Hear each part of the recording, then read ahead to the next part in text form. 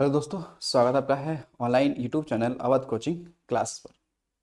जैसा आपको पता है कि आरपीएफ कांस्टेबल से संबंधित जितने भी पीवाईक्यू हैं आपके डेली चैनल पे अपलोड किए जाते हैं। और आज भी उसका भाग जो होगा वो 5वां होगा, जिसमें सभी भूगोल से संबंधित आपके प्रश्न दिए जा रहे हैं।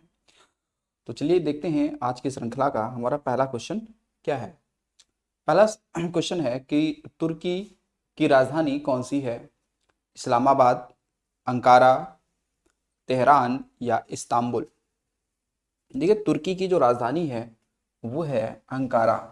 क्या है? अंकारा। ठीक है, अंकारा। ये क्या आपकी तुर्की की राजधानी है। इस्लामाबाद तो पाकिस्तान की है, तेहरान ईरान की है। तेहरान किसकी राजधानी है? तो ये ईरान की है। किसकी है? ईरान की है। इस्तांबुल हालांकि शहर है तुर्की का। अच्छा, तुर्की को आपको एक चीज ध्यान रखना है, तुर्की ये एशिया एशिया व यूरोप दोनों में पड़ता है। एशिया और यूरोप दोनों में पड़ता है, क्योंकि जो ये इस्तांबुल जो शहर है, जिसको पहले कुस्तुनतुनिया भी कहा जाता था, तो जो इस्तांबुल शहर है तुर्की का, लेकिन ये कहाँ पे? ये यूरोप वाले क्षेत्र में। कहाँ पे है? यूरोप वाले क्षेत्र में है। हालांकि तुर्की का अब नया नाम तुर्की हो चुका है। क्या हो चुका है? तो ये हो चुका है तुर्किये। तुर्किये अब कहा जाता है, तुर्की कहा जाता है। तो ये जो तुर्की है, ध्यान रखिएगा। और तुर्की में जो कह सकते हैं कि यहाँ की जो मुद्रा है, करेंसी, उसका नाम है लीरा। क्या है? लीरा। यहाँ मुद्रा क्या चलता है? लीरा।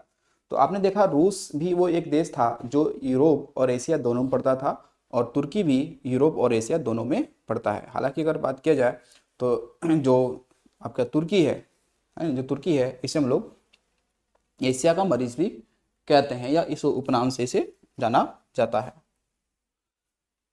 पेर पेरियर टाइगर रिजर्व, हालांकि पेरियार है, पेरियार टाइगर रिजर्व निम्नलिखित में से किस राज्य में स्थित है? आंध्र प्रदेश, केरल, कर्नाटक या तमिलनाडु। देखिए, पेरियार नदी भी है। पेरियार एक बहुत ही बड़े समाज सुधारक भी थे, दलित वर्गों के लिए काम करते थे साउथ इंडिया के में। तो ये जो है वो आपका कहाँ पे है? केरल में है। कहाँ पे है? केरल में है। तो पेरियार एक नदी भी है जिसपे इडुक्की बांध आपने सुना होगा। केरल में बहुत ही फेमस एक बांध है, कौन सी? इडुक्की बांध, जो कि पेरियार नदी पे ही है। तो ये कहाँ पे है? केरल में है। ठीक है। तो पेरियार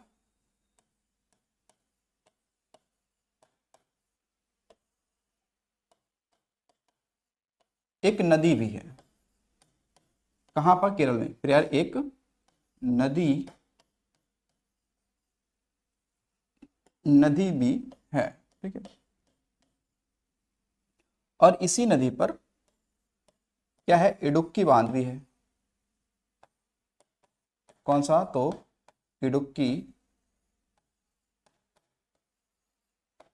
बांध भी है। ठीक है, केरल में। तो इसको भी आपको ध्यान रखना चाहिए कि पेरियार एक कह सकते हैं कि समाज सुधारक थे दलित वर्गों के। कहाँ? केरल में, या कह सकते हैं कि आंध्र साउथ इंडिया में। भारत में निम्नलिखित राज्यों में से किस राज्य में सबसे ज्यादा आबादी है? उत्तर प्रदेश, महाराष्ट्र, पश्चिम बंगाल या फिर बिहार। तो सबसे अधिक आबादी की बात है तो वो है कौन? उत्तर प्रदेश। कौन सा है? उत्तर प्रदेश। ठीक है ना, उत्तर प्रदेश। उत्तर प्रदेश के बाद सेकंड यानी सबसे अधिक आबादी कहाँ पे है? तो है महाराष्ट्र। दूसरा कौन सा है? महाराष्ट्र। ठीक है, कौन सा हो जाएगा? महाराष्ट्र। ठीक है, दूसरा कौन सा हो जाएगा? महाराष्ट्र। अब आते हैं दमन और दीव की सीमा रेखा किस भारतीय राज्य से मिलती है? केरल, गुजरात, गोवा, कर्नाटक। तो दमन और दीव की जो सीमा लगती है वो लगती है किससे? गुजरात से। किससे लगती है? गुजरात से।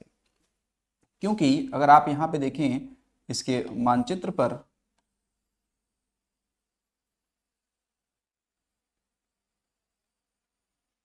ठीक है, हालांकि अब तो आप देखेंगे क्योंकि 2019 में क्या हुआ था कि दमन और दीव और दादर नगर हवेली, है नी, इन दोनों को एक में मर्ज कर दिया गया, उनका विलय कर दिया गया। उनका एक में विलय कर दिया गया 2019 में।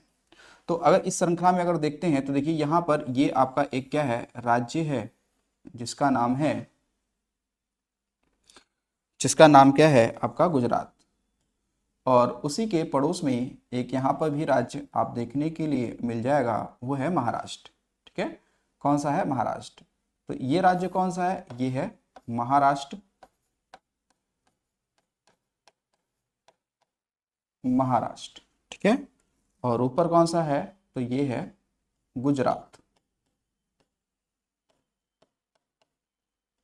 ये कौन सा है? तो ये है गुजरात। ठीक है, गुजरात है। आपको एक चीज यहाँ पे नजर आएगी क्या, कि इसी वाले हिस्से में यानी कि गुजरात और महाराष्ट्र की सीमा पर, गुजरात व महाराष्ट्र की सीमा पर यहाँ पे दो क्या है शहर हैं, उनका नाम क्या है? दादर नगर हवेली। तो दादरा नागरा इसे हम लोग बोलते हैं ना, दादर नगर जो हवेली है, ये जो आपके शहर हैं ये महाराष्ट्र और गुजरात के बीच में है, यानी कि सीमा पे है। ठीक है, उनके क्या है? सीमा पे है। लेकिन अगर यहीं पे आप देखेंगे एक और शहर है यहीं पर, जिसका नाम है इस तरीके से, हालांकि इसकी सीमा महाराष्ट्र से नहीं लगती है, उसका नाम है क्या? दमन। और एक यहाँ पे मिलेगा आपका क्या? एक छोटा सा आइलैंड होगा, इसका नाम है दीव। क्या है? दीव। जो कि ये बीच में कौन सा है? यहाँ पर आपको एक मिलेगा खाड़ी, जिस खाड़ी का नाम क्या है? खंबात की खाड़ी या कैम्बे की खाड़ी। खंबात या फिर कैम्बे की खाड़ी, कैम्बे की खाड़ी, ये आपको मिलेगा यहाँ पे। ठीक है, तो देखिए जो दमन है, जो दमन है वो गुजरात से तीनों तरफ से घिरा हुआ है, और वन साइड से किससे लगा है? कि खंबात की खाड़ी से लगा है। लेकिन जो दीव है, दीव ये पूरी तरीके से क्या आइलैंड है, जो कि जो ये गुजरात का काठियावाड़ क्षेत्र है, सौराष्ट्र वाला क्षेत्र है, उसी के नीचे ये दीव भी है। क्या है? उसी के नीचे दीव है। लेकिन पहले दमन दीव अलग था और दादर नगर अलग था, लेकिन अब क्या हो गया? सब एक ही हो गया है। तो 2019 से हो गया। तो इसलिए दमन और दीव की जो रेखा है वो किससे लगती है? गुजरात से लगती है। ठीक है, ध्यान रखेंगे। चलिए अगला देखिए। अगला है कि रोहतांग दर्रा निम्न में से किस राज्य में स्थित है? पंजाब, सिक्किम, हिमाचल प्रदेश या उत्तराखंड। तो आप देखेंगे जो रोहतांग दर्रा है ये स्थित है कहाँ पे? तो हिमाचल प्रदेश में। कहाँ पे है? हिमाचल प्रदेश में। हिमाचल प्रदेश में अगर बात की जाए तो यहाँ पर आपको 3 दर्रे बड़ी ही फेमस मिल जाते हैं। कौन कौन से? एक तो आपने जो देखा रोहतांग दर्रा तो है ही है, रोहतांग दर्रा है। ठीक है, उसके अलावा यहाँ पे आपका एक सीप किला दर्रा है। कौन सा है? सीप किला दर्रा। और एक आपका है यहाँ पे बाड़ा लाचरा दर्रा। बाड़ा लाचरा दर्रा, बाड़ा लाचरा दर्रा। ठीक है, जो आपका ये रोहतांग दर्रा है, इसी दर्रे में आपका क्या है? आपको देखेंगे तो अटल सुरंग है। क्या है? अटल सुरंग है। तो अटल सुरंग किस दर्रे में है? तो रोहतांग दर्रे में है। राज्य पूछता है तो आप बताएंगे कि वो हिमाचल प्रदेश से। लंबाई है 9.02 किलोमीटर की। ठीक है, और जो आपका शिव किला दर्रा है, इसी शिव किला दर्रे से तो कौन सी सतलज नदी भारत में क्या करती है? प्रवेश करती है। तो बताएंगे कि सतलज नदी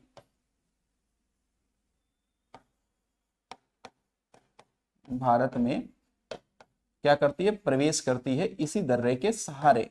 ठीक है, इसी दर्रे के सहारे सतलज नदी भारत में क्या करती है? प्रवेश करती है। ठीक है, तो हिमाचल प्रदेश के 3 दर्रे आपने देखे प्रसिद्ध। अब उत्तराखंड में देखा जाए तो यहाँ पे भी दर्रे आपको मिल जाएंगे।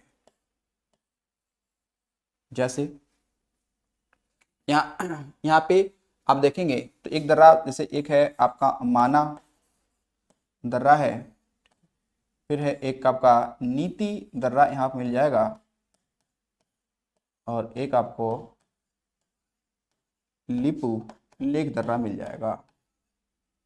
लिपू लेक दर्रा मिल जाएगा। ठीक है, ये 3 दर्रे आपके प्रसिद्ध कहाँ के हैं? तो उत्तराखंड के। ठीक है, और सिक्किम में देखेंगे तो यहाँ पे सिक्किम में एक दर्रा मिलेगा नाथुला दर्रा।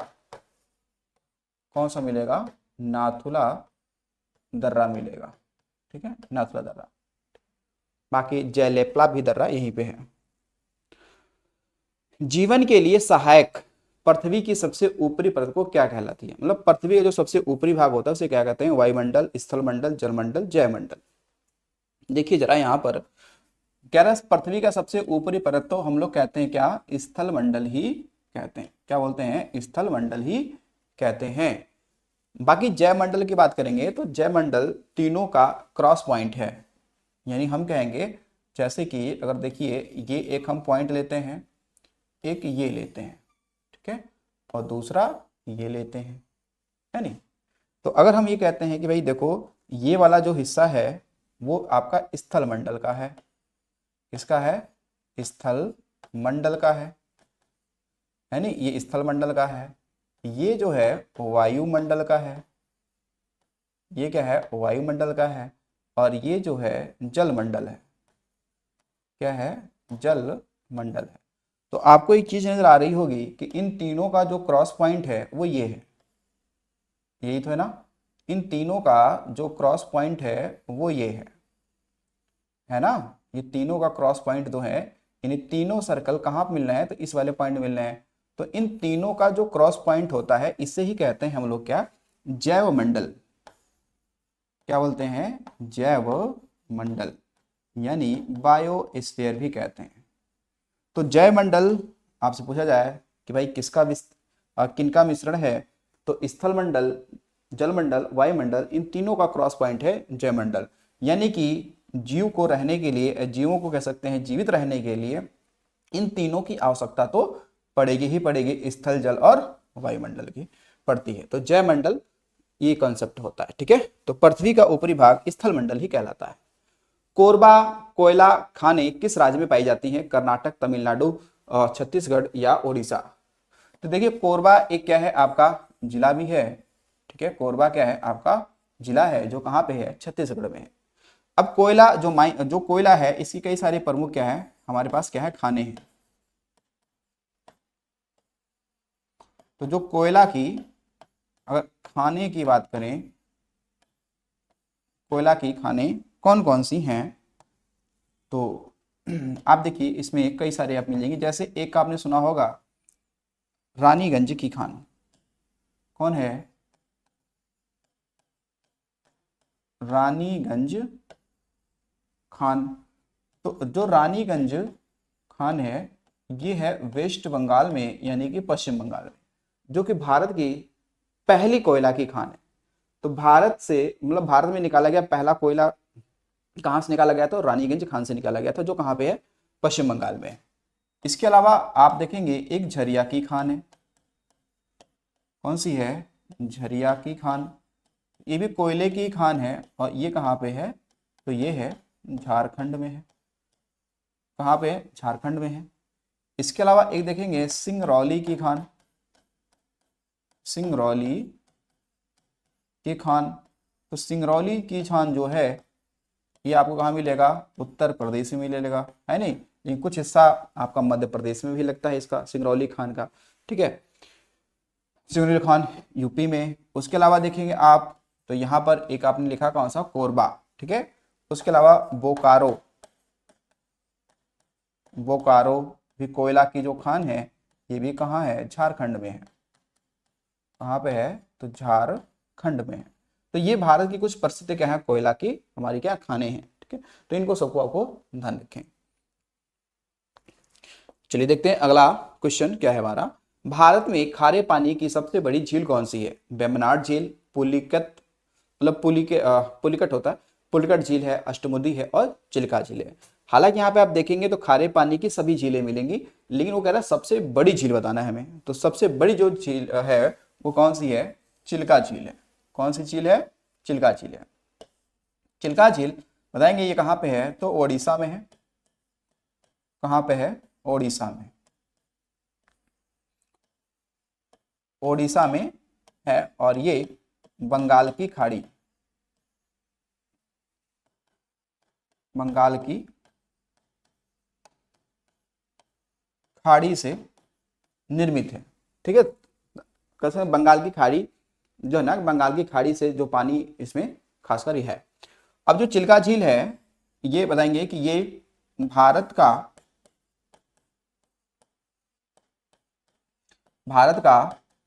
पहला क्या है, ये रामसर क्या है, साइट है, रामसर साइट है, या फिर कह सकते हैं आर्द्र भूमि है।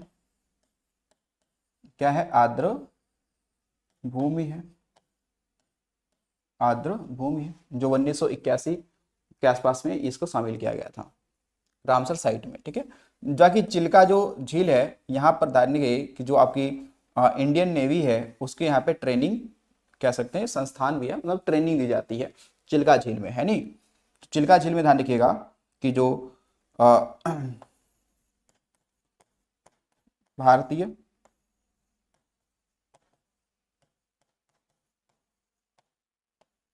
जल सेना के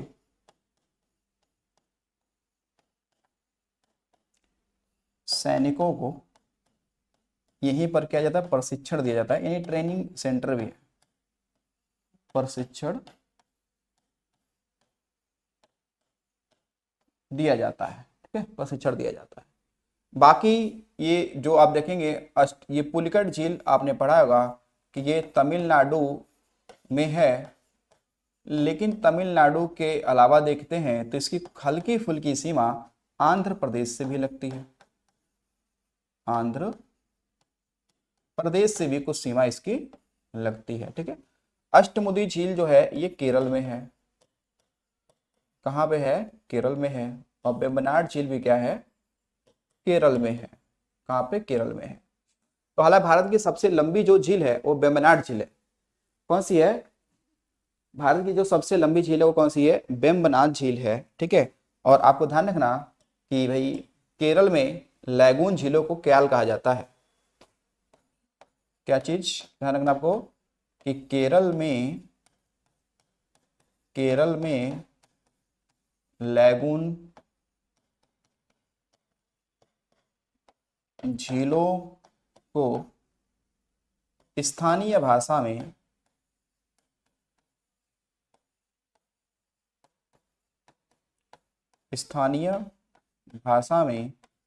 क्या कहते हैं, स्थानीय भाषा में क्या कहते हैं, क्याल कहते हैं। क्या बोलते हैं भाई, क्याल कहते हैं। तो ये ध्यान रखना क्याल क्या है, तो ये झील ही है, लैगून झील, जो केरल में बोला जाता है। अगर देखिए बैफिन द्वीप निम्न में से किस महाद्वीप में स्थित है, जो बैफिन द्वीप है वो किस देश में, सॉरी किस महाद्वीप में स्थित है, यूरोप, एशिया, अफ्रीका या उत्तरी अमेरिका। ठीक है, तो देखिए बैफिन जो द्वीप है ये उत्तरी अमेरिका में है, लेकिन किस देश में, कह सकते हैं उत्तरी अमेरिका के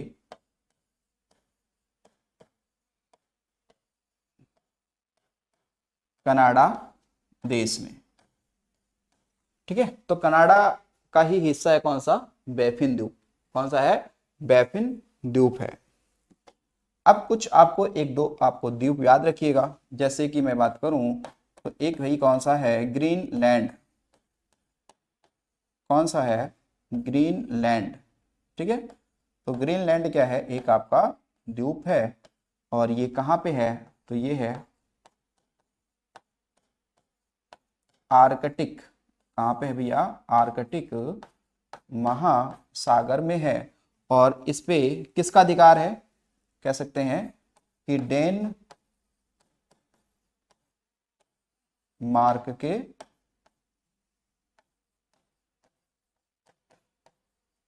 अधीन उत्तरी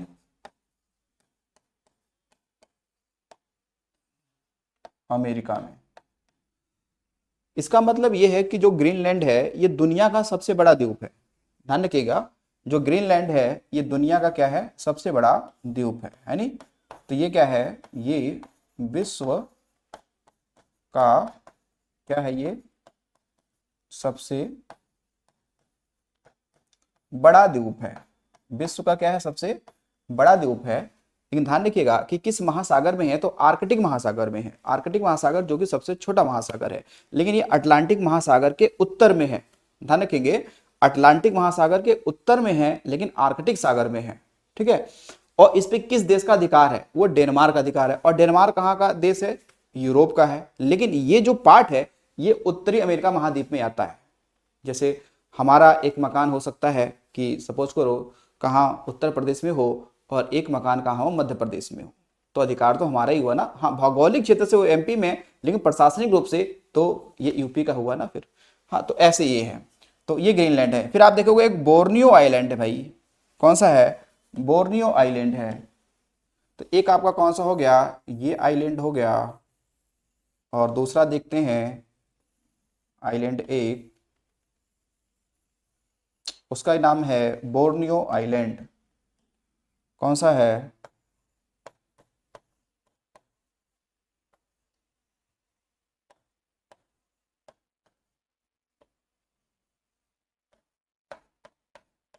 बोर्नियो द्वीप। बोर्नियो द्वीप जो है ये कहाँ पे है, तो बताएंगे बोर्नियो द्वीप ये आपको मिलेगा कहाँ पे, तो हिंद महासागर में। कहाँ पे मिलेगा, हिंद महासागर में। तो हिंद महासागर का सबसे बड़ा जो आइलैंड है वो कौन सा है, बोर्नियो द्वीप है। हालांकि बोर्नियो जो द्वीप है इस पे कई सारे देशों का क्या है, अधिकार भी है। यहाँ पे लगभग 3 देशों का अधिकार है। आप देखेंगे इंडोनेशिया भी है इसमें, और एक मलेशिया भी है, और भी एक देश है जहाँ पे इसका अधिकार है। तो बोर्नियो द्वीप हिंद महासागर में है। यह हिंद महासागर का सबसे बड़ा द्वीप बोर्नियो ही है, ठीक है। और दुनिया का सबसे बड़ा द्वीप आपका कौन सा, ग्रीनलैंड है। ये सब क्या है, महासागर में। लेकिन नदियों पे बना सबसे बड़ा द्वीप वो माजुली है, जो आपके हमारे भारत में असम राज्य में ब्रह्मपुत्र नदी पे मिलेगा। सभी ग्रह सूर्य के चारों ओर डैश डैश कक्षा में घूमते हैं। कैसे घूमते हैं भाई, वर्गाकार, अर्धवृत्ताकार, वृत्ताकार या दीर्घ वृत्ताकार। तो जितने भी ग्रह हैं ना उनका जो घूमने का जो दिशा है या फिर तरीका है, या वो है दीर्घ वृत्ताकार। दीर्घ वृत्ताकार का मतलब हो गया जैसे परवलयाकार। कैसा हो गया, परवलयाकार होता है, ठीक है। परवलयाकार मतलब कुछ ये वाली दिशा, ऐसी परवलयाकार, ठीक है। बीच में क्या है, सूर्य है। बीच में क्या है, सूर्य है। और बाकी सारे ग्रह ऐसे ही चक्कर लगा रहे हैं, ठीक है ना। ये ऐसे ही चक्कर लगा रहे हैं जितने भी ग्रह आपके हैं, ठीक है। जितने भी क्या है आपके ग्रह हैं, ठीक। तो लगभग ग्रहों की संख्या कितनी है, तो 8 है। कितनी है, 8 है। तो ग्रही गति का नियम किसने दिया था, तो केपलर ने दिया था। ग्रही गति का नियम किसने दिया था, तो वो दिया था किसने, तो बताएंगे केपलर ने। केपलर ने, ठीक है। केपलर ने दिया। और नियम कितने थे, तो 3 नियम थे। तो ग्रही गति के कितने नियम है, 3 नियम है। तो ग्रहों का ध्यान रखिएगा 3 नियम दिया था। ये किसने, केपलर ने दिया था। किसने दिया था, केपलर ने दिया था। निम्न में से कौन सी पहाड़ी सतपुड़ा पर्वत माला का भाग नहीं है, महादेव, नल्लामलाई, नल्लामाला पहाड़ी, या राजपीपला, या मैकाल श्रेणी। अब ये कह रहा है कि सतपुड़ा का नहीं है, ठीक है ना। तो सतपुड़ा की 3 श्रेणियां होती हैं। कौन सी, राजपीपला, महादेव और मैकाल श्रेणी, ठीक है। तो नहीं है तो कौन सा है फिर, नल्लामलाई नहीं है। ये तो आंध्र प्रदेश की पहाड़ी है भाई। कहाँ की है, आंध्र प्रदेश की पहाड़ी है। कहाँ की है, आंध्र प्रदेश की पहाड़ी है। ये कहाँ की, आंध्र प्रदेश की है। क्योंकि आप देखेंगे सतपुड़ा जो पर्वत श्रृंखला है, इसकी जो पहली श्रृंखला है ना ये वाली, इसे कहा जाता है राजपीपला की पहाड़ी। राजपीपला, राजपीपला की पहाड़ी।